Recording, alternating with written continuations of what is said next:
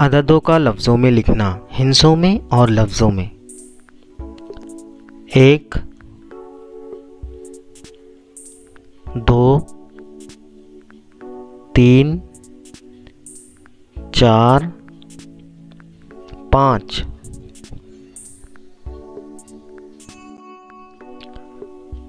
6 7 8 9 10 11 12 13 14 15 16 17